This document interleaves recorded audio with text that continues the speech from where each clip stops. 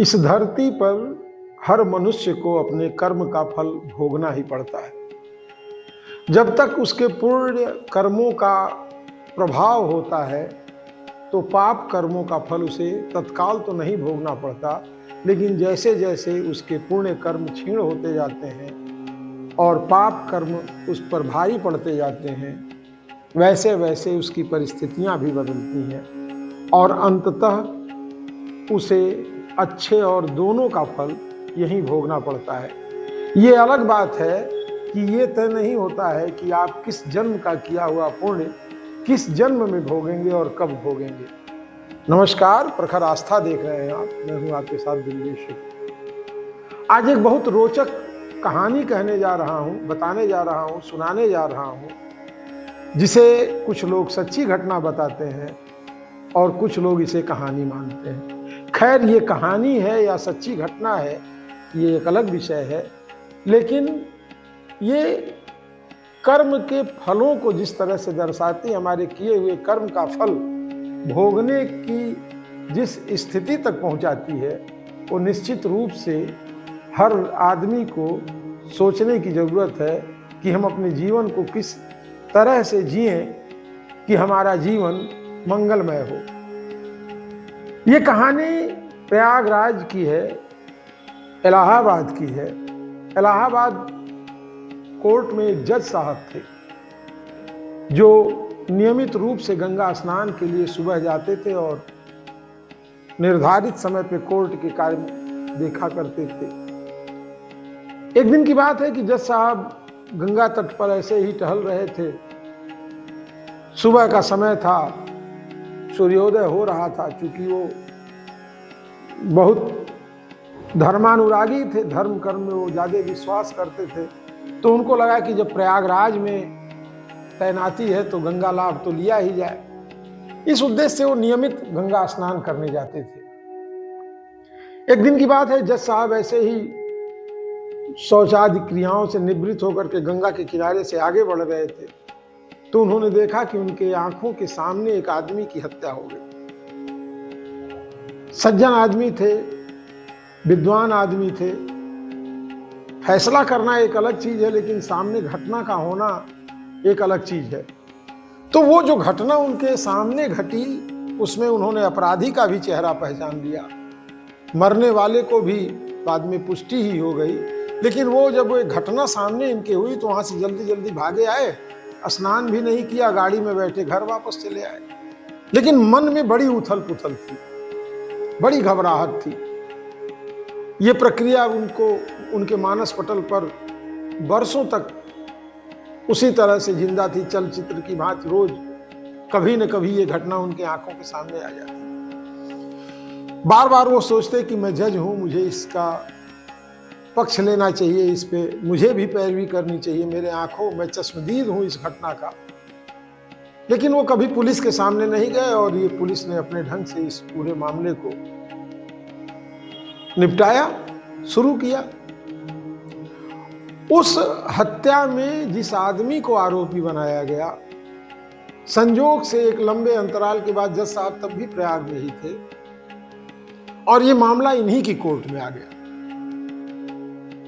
Police ने chargesheet लगाई, आरोपी आ गया, जेल चला गया, सब कुछ हो गया। तो जिस दिन पहली पेशी थी उस आरोपी की, उसे कटघरे में खड़ा किया गया। तो जज साहब ने पूरी घटना को पढ़ा, समझा, तो उनको तो लगा कि अरे ये तो वही घटना है जो मेरे आंखों के सामने घटी थी। और उन्होंने हत्यारे को पहचाना भी था। लेकिन जो हत्यारा पुलिस ने पेश किया था वो आदमी उस घटना में नहीं था, इसका विश्वास पूरी तरह से जज साहब को था। तो जज साहब जब आरोपी को देखे तो चौंक गए। उन्हें उस समय की घटना याद आ गई जब उनके सामने ही उसने हत्या की थी। खैर, उन्होंने सुनवाई की, बात सुनी, पुलिस ने सारे साक्ष्य प्रस्तुत किए, सब कुछ हो गया। कटघरे में आरोपी खड़ा था, लेकिन जज साहब के अंदर की बेचैनी थी कि अरे ये आदमी तो आरोपी है ही नहीं है, ये तो मेरे सामने की घटना है, ये मैं जानता हूं। उनका मन उनको धिक्कारने लगा। फिर जब वो कोर्ट से उठ करके अपने चैम्बर में गए तो उन्होंने सिपाहियों को आदेश दिया कि आरोपी को जरा उसके कक्ष में लाया जाए। आरोपी उनके कक्ष में गया तो उन्होंने बड़े आदर पूर्वक उसको बैठाया और उससे कहा कि देखो, मैं जानता हूं कि ये हत्या तुमने नहीं की है, लेकिन तुम इसमें फंस कैसे गए? पुलिस ने सारे सबूत, वो हत्या में प्रयुक्त हथियार, गवाह सब तुम्हारे खिलाफ है। इसमें तो सीधे तुम्हारी फांसी होनी है। नहीं फांसी होगी तो आजीवन कारावास हो सकता है। अब मेरी समझ में नहीं आ रहा है कि तुमने ये तो काम भी नहीं किया और फिर तुम आरोपी बन गए। तुम इसका प्रतिवाद भी करने की स्थिति में नहीं हो। सारे साक्ष्य तुम्हारे खिलाफ हैं। तो मैं जानना चाहता हूं कि असली बात क्या है। तब उस आदमी ने बताया कि जज साहब, एक समय था कि मेरा इस प्रयागराज में बड़ा रसूख था।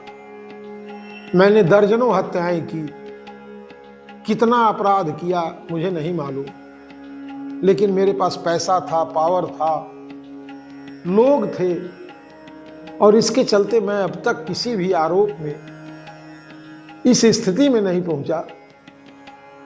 मेरे खिलाफ कभी कोई साक्ष्य नहीं मिला और हर केस में मैं बरी होता गया।